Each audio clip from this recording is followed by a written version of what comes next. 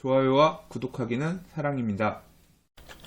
안녕하세요. 반갑습니다. 부동산입니다. 2019년 7월 10일 화요일 부동산 뉴스 읽어보도록 하겠습니다. 좋아요와 구독하기는 사랑입니다. 자, 오늘의 첫 번째 소식은 방배 13구역 소식 먼저 전하겠습니다. 방배 13구역 조합 설립인가 소송 이겼다. 항소심 결과가 어제 나왔습니다. 어제 요 내용 관련해서 결과 나왔나요? 부동산 스터디 카페에 글들 올라오고 했었는데 이 결과가 나오고 나서 많은 분들이 환호하셨으리라 생각됩니다. 참, 이 방배 13구역이 거의 사업 막바지 단계에서 이 조합 설립인가 소송 1심 소송에서 지면서 사고도 되게 많이 났고요. 중개 사고들도 많이 생겼고, 이 조합 설립이 무효이면서 그 이후에 한 행위들에도 이제 문제가 생기게 되니까 막 이주를 준비하고 있던 조합 입장에서 날벼락이었고, 그 과정에서 이게 어떻게 되느냐에 따라서 거래하는 중간에서 나는 이주하고 새 아파트를 받기 위한 물건을 샀는데 조합 설립이 무효야? 어떻게 되는 거야? 이 과정에서 돈 돌려줘, 배액 배상해 등등 분쟁이 많이 있었던 걸로 알고 있습니다. 많이까지는 아니지만 분쟁이 일부 있었던 걸로 알고 있고요. 근데 아무튼 항소심에서 이겼습니다. 일단 항소심에서 이겼기 때문에 조합 입장에서는 다시 사업을 정상적으로 진행할 수 있게 되는 건데, 조합 설립 인가를 효력이 있는 걸로 봤으니까 이 조합이 했던 앞으로의 행위들, 사업 시행 인가라든가 아니면 관리처분 계획 인가 받은 것도 다 유효한 거고, 그렇기 때문에 재건축 사업에서 굉장히 아주 이 큰 변수라고 하는 재건축 초과익 환수제도 2017년에 접수한 걸로 봐서 이제 피하게 됐고, 이제 다시 순탄하게 사업이 갈 수 있는 토대는 마련이 된 거죠.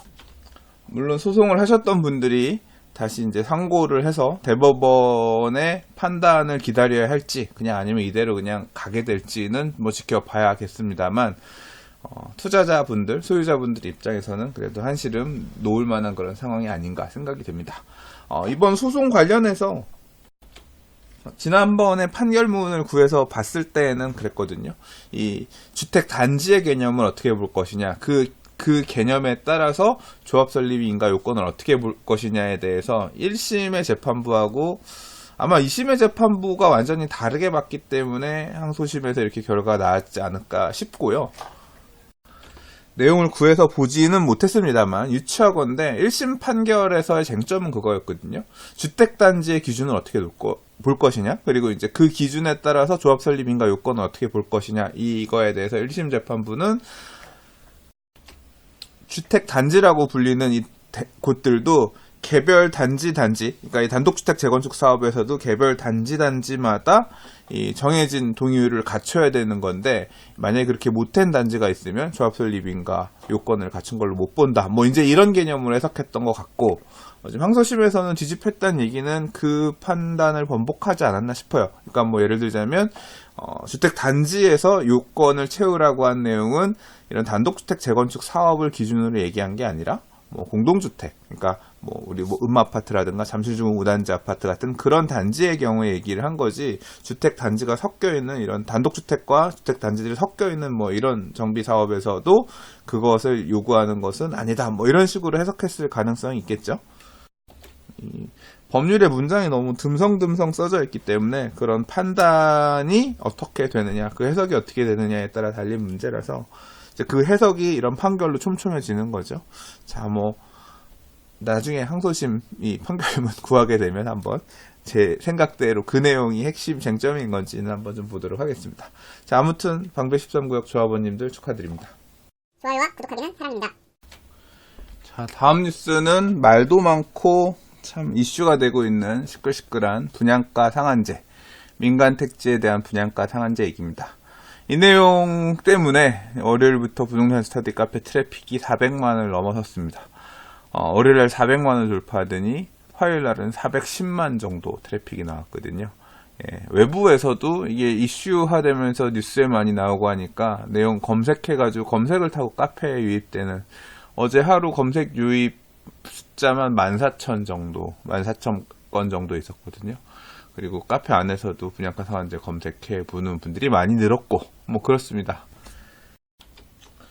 자, 분양가 상한제 관련해서는 참 아직 지금 확정된 게 아니라서 소급 적용까지도 하면서 이미 분양가 상한제를 피했다라고 생각하는 단지에도 소급해서 다시 분양가 상한제를 적용하게끔 하는 그런 방식으로도 할 수 있다. 뭐 이런 스탠스가 국토부의 그런 스탠스가 나오면서 굉장히 이슈화되고 있고, 이 기사에서 보면 무슨 소리냐, 헌법 불소급의 원칙, 소급에 따라서 피해하는 헌법에서는 피해를 받지 않게끔 하고 있다.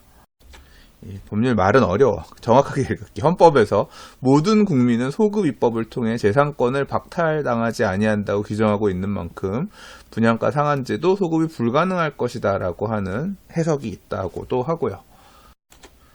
아무튼 이 문제 가지고 시끌시끌합니다. 분양가 상한제를 민간 택지에 이렇게 무리하게 확대 적용을 한다고 하더라도 생각보다 분양가 상한제 영향에 따라서 분양가가 그렇게까지 떨어지지는 않을 수 있다.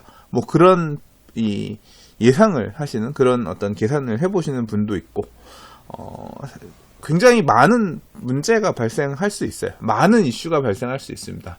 결국 이 가격을 직접적으로 통제하는 거죠. 이 분양가 상한제라고 하는 거는. 근데 민간 택지, 공공 택지에는 분양가 상한제가 적용되는 이유는 공공이 보유하고 있던 토지에다가 분양가를 규제하겠다. 민간 니들이 와서 할 때 이렇게 하겠다라고 하는 게 설득력이 있지만, 민간 택지에 분양가 상한제를 적용하게끔 한다라고 하는 거는 공공의 목적에 따라서 사유재산권의 침해를 공식화하는 거거든요. 그렇기 때문에 그런 어떤 재산권 침해를 상대적으로 조금 제한할 필요가 있어서 민감하게 다루었던 부분이긴 한데, 이걸 과감하게 민간의 재산권의 침해가 발생되더라도 어떤 부동산 가격을 안정화하기 위한, 또는 뭐 분양가를 낮추기 위한 것이 공공의 이익에 부합한다라고 생각하면 밀어붙이겠다. 뭐 어떤 이런 개념이라고 생각할 수 있겠는데요. 사실 많은 부분에 있어서 다양한 어떤 후폭풍이 나올 거라고 생각이 됩니다. 예를 들자면 이런 거죠. 분양가 상한제라고 하는 개념은 토지 조성 가격에다가 거기에다 건축비를 더해가지고 분양가를 정하게 되는 겁니다. 그러면 민간 사업 시행자 입장에서는 재산권 침해를 최대한 안 막기 위해서 어떻게 하겠어요? 뭐 일각에서 언론에서 얘기하는 뭐 기사에 보면 건물의 품질이 낮아질 것이다. 뭐 이제 그런 얘기도 있지만, 뭐 그런 부분도 충분히 고려할 수 있지만, 분양가를 최대한 높이기 위해서 할 수 있는 건 뭐냐면 토지의 평가 금액, 토지의 가격에 대한 평가를 높게 받기 위해서 별짓을 다 할 거라고요. 그러면 예상되는 게 뭐냐면, 일단 조합원 분양가들이 올라갈 수 있습니다. 앞으로 이 분양가 상한제 하에서 이 정비 사업을 하는 단지들, 재개발, 재건축 같은 경우는 그냥 이 토지에 대한 평가 금액을 가급적이면 높게끔 하려고 노력을 하는 거죠. 토지 가격이 높아지게 되면 토지 가격에다 건물값을, 이 집 짓는 값을 더해서 가는 거니까, 결국 그렇게 되면 조합원 분양가가 올라갑니다. 조합원 분양가가 올라가니까 뭐 그거에 준해서 조합원 분양가가 거의 일반 분양가 수준으로 올라갈 수 있는 가능성도 배제하지 못하죠. 근데 이 토지에 대한 가격의 평가 금액을 자꾸 높이려고 이렇게 노력을 하게 되면 어떤 문제가 생기냐면, 청산자에 대한 청산금 지급이 늘어납니다. 그러니까 뭐 부득이하게 현금 청산 당하는 사람도 있겠지만, 뭐 분양 신청을 하지 않아서 청산되는 사람들, 기본적으로 청산되는 사람들이 있거든요. 이 청산자의 토지를 확보하는 데 있어서도 돈이 많이 들어요. 조합은 사업비를 대여해 갖고 와서 그 청산금을 지급해야 되는데, 그런 사업비가 증가하는 부분들도 하나의 이제 장기적인 부담으로 작용할 수 있는 게 하나 있고요.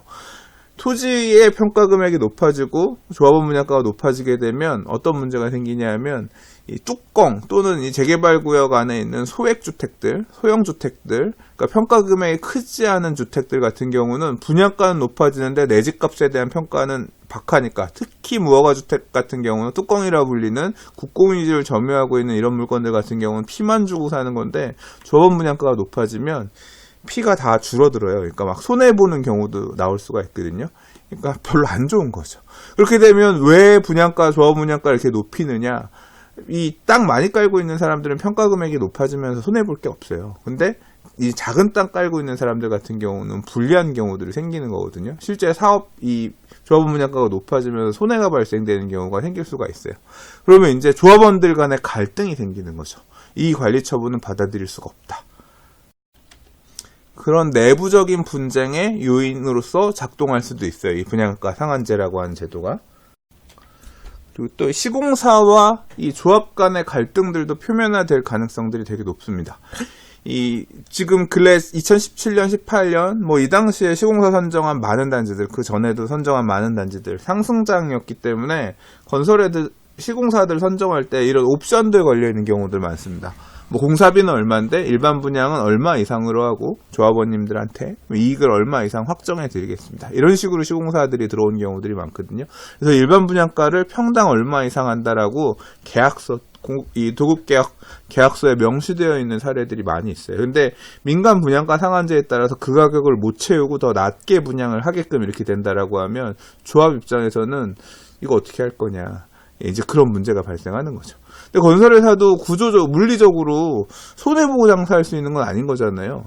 이런 어떤 정책적인 리스크를 가지고 법에서 정한 분양가 상한제에 따라서 산정을 해보니까 우리 일반 분양가가 4천만 원 밖에 안 되는데 계약서에는 5,100만 원 이상 한다 이렇게 돼 있다라고 하면 그걸 어떻게 책임질 거냐, 못하니까. 이제 그렇게 되면 결국은 건설회사, 시공사랑 조합이랑 분쟁이 계속 발생될 수밖에 없고, 시공 계약을 해지하자. 이제 그런 옵션이, 그런 어떤 분쟁으로 비화될 가능성도 배제할 수 없죠.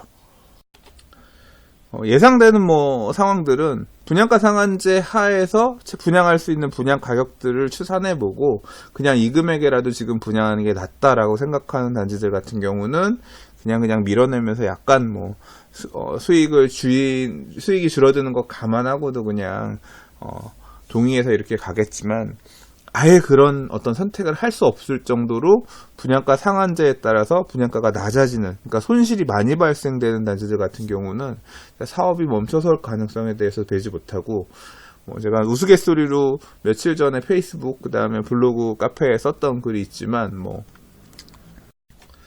지금 한남더일이라든가 아니면 나인원 한남 같은 경우는 결국 분양가를 원하는 가격대로 못 넣으니까 임대 분양으로 전환했잖아요.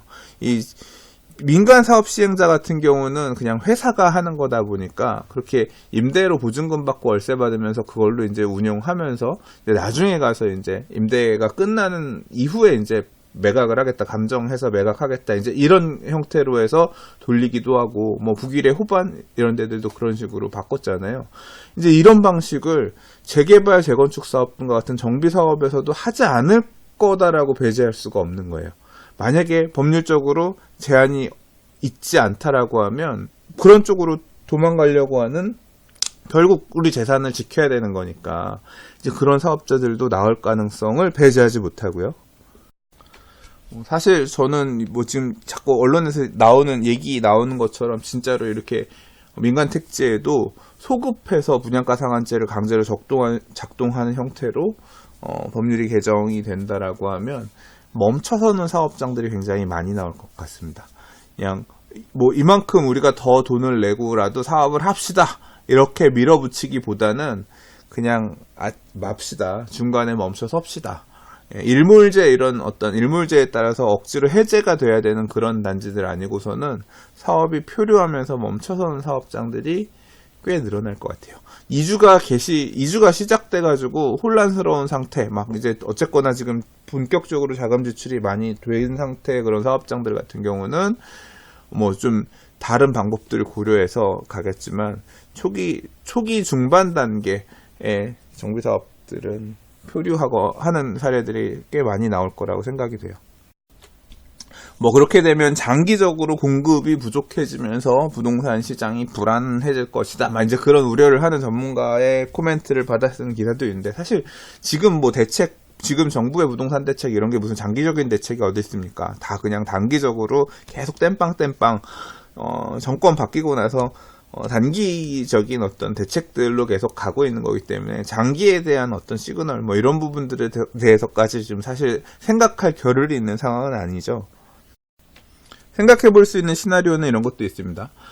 분양가 상한제 민간 택지에 적용하는 문제로 인해서 일반 분양가를 많이 높게 책정하지 못하게끔 되면 그렇게 발생하는 손실분들은 결국은 조합원들이 부담해야 되고요. 그렇게 부담해야 되는 추가 부담금을 결국 이 조합원 지금 물건들 가격을 떨어뜨리는 영향을 할 겁니다. 추가 부담금 낼 거니까, 더 내야 되니까 매수자들은 그 돈을 내가 떠안아서 살 수는 없다. 매도인 네가 받아갈 돈을 덜 받아라. 이런 식으로 하면서 가격을 낮추는 데에 일조하겠죠. 그러니까 시장 가격 안정화시키는데, 조합원 물건들 시장 가격 안정화시키는 데에는 영향이 있을 거예요. 그러면 일반 분양가가 예상했던 것보다 많이 낮아지게 되면 누가 이득이에요? 지금 청약통장 가점 높은 거 들고 있는 받을 가능성이 높은 그런 청약통장 들고 있는 사람들 같은 경우는 청약 땡큐죠. 그거 기다리면서 이제 그 사람들은 논하는 거죠. 정부가 원하는 대로 민간 정비사업 분양 물량이 시장 가격의 반값 또는 60% 70% 이런 식으로 싸게 나오면 청약통장 들고 있는, 가점 높은 청약통장 들고 있는 사람들은 논하는 거죠. 이분들은 굉장히 저렴하게 받을 수 있으니까 해피하겠지만 부동산 가격을 전체적으로 끌어내리는 데 영향을 끼칠 거냐, 그건 또 생각해 봐야 되는 문제죠. 아까 많은 사업장들이 멈춰설 가능성이 있다라고 했죠. 여러 가지 이슈 때문에 그냥 이참에서 스톱하고 찬찬히 가자, 이런 식으로 나오기 시작하면서 예정되어 있던 분양 물량들이 미뤄지거나 보류되거나 이렇게 돼서 사업이 안 가는 형태로 가게 되면, 그 시점 이후에 물건들이 급감하게 되면 그때부터는 이제 또 곤란한 상황이 생깁니다. 청약통장 쓰고 싶어도 쓸 거 안 나오는 상황이 생기는 거니까. 그렇게 되면 분양시장과 다른 재고주택 시장은 다시 또 불안해지고 뜨거워질 수 있어요. 애초에 분양가 상한제라든가 이런 내용하고 전혀 상관없는 지금 인기지역의 신축 아파트들, 이런 데들 같은 경우는 높은 몸값을 보이고 있잖아요. 분양가 상한제는 니들 얘기고 내 거는 어차피 그런 부분들이 다 해결된 문제니까 앞으로 장기적으로 내 거를 대체해 줄 수 있을 만한 새 아파트 안 나오면 난 더 받아야지. 앞으로 걔네들 그 단지들 다 멈춰 선다고 안 한다 그랬어요. 내 건 더 받아야지. 이런 식으로 이 신규 주택 아파트를 소유하고 있는 사람들이 쏠리게 되면, 어떤 흐름이 그쪽으로 물건들을 잠그는 형태로 가게 되면 매수자들은 더 초조할 수밖에 없는 상황이 생기는 거죠. 계속 공급이 나와주면 상관없는데 생각해 보십시오. 시장의 반값 50% 60% 선으로 낮게 분양가 상한제 적용해서 팔라고 하는데 그냥 사업을 안 하는 게 낫지, 굳이 그런 상황에 사업을 하자라고 많이들 안 할 거 아니에요. 이제 그런 상황에 대비해서 재고주택 가격들이 불안해지는 그런 상황이 올 수 있을 거다, 그렇게 얘기를 하는 분들도 나오고 있어요. 제가 과거에 2003년에 어떤 경험을 했냐면, 당시에 정부의 부동산 규제책이 시작되면서, 재건축 규제책이 시작되면서 어떤 규제책이 나왔냐면, 중대형 평형을 많이 못 짓게 하는 소형 평형 의무화 비율을 재건축 사업에 적용한다라고 했거든요. 2003년에. 이 규제가 나오고 나서 시장이 어떻게 반응했냐면, 강 건너에 있는 자양동에 있는 스타시티 주상복합 아파트의 분양권 중대형 평형 가격이 폭등했어요. 그 시절은 지금처럼 중소형 평형이 인기 있던 시절이 아니라 중대형 평형의 시장을 리딩해 가던 시절이었거든요. 근데 중대형 평형의 공급을 축소하겠다. 재건축 사업에서는 중소형 평형을 이만큼 많이 지어야 되고 중대형 평형은 40% 이내로 제한한다. 뭐 이런 식의 규제가 나오니까 강남에는 앞으로 중대형 평형 아파트가 재건축으로는 굉장히 제한되게 나올 거기 때문에 기축 중대형 평형 아파트가 그만큼 희소 가치를 누릴 거다라고 하면서 가격이 튀어오르고, 심지어는 강 건너에 있는 신규 분양권 중대형 평형에도 영향을 끼치는 그런 상황이 생겼거든요. 그런 모양새가, 그러니까 시장에 에너지가 있는 상태에서 그런 식으로 풍선 효과가 발생할 수 있는 부분까지도 생길 수도 있다는 얘기인 겁니다. 자, 제가 지금까지 한 얘기들은 아직 지금 확정된 내용은 아닙니다. 분양가 상한제도 어떻게든 건드리려고 한다라고 하는 국토부의 내용이 있었고, 관련해서 관계자분들하고 얘기한 기자분들이 기사화한 내용도 이런 거 토대로 해서 확정된 건 하나도 없어요. 만약에 이렇게 된다라고 하면 이런 영향들이 있을 수도 있다. 가능성에 대해서 언급한 것 뿐입니다. 참 사실 생각하기도 싫고 이야기하고 싶지도 않은 내용이기도 했어요. 그래서 이 뉴스를 놓고서 계속 딴짓하고 싶어가지고 계속 피하고 있었는데, 안 할 수는 없는 얘기인 것 같아서 좀 길게 얘기를 해봤습니다. 저 개인적으로는 분양가 상한제라고 하는 제도 자체가 반시장적인 정책이며, 왜 필요한지에 대해서, 정부가 왜 이 카드를 쓰려고 하는지에 대해서 일정 부분 공감하는 부분도 있기는 하지만, 이런 관련된 기사들을 보면서 사실 유쾌하지는 않습니다. 되게 아프고 씁쓸한 부분이에요. 좋아요와 구독하기는 사랑입니다. 자, 다른 뉴스들도 조금 꼽아놓은 게 있는데 영상이 좀 길어지는 것 같아서 두 가지 얘기 정도로 이번 영상은 마무리를 하고요. 이어서 영상은 별도로 준비해서 한번 업로드 해보도록 하겠습니다. 자, 좋아요와 구독하기는 사랑입니다. 감사합니다. 부동산이었습니다.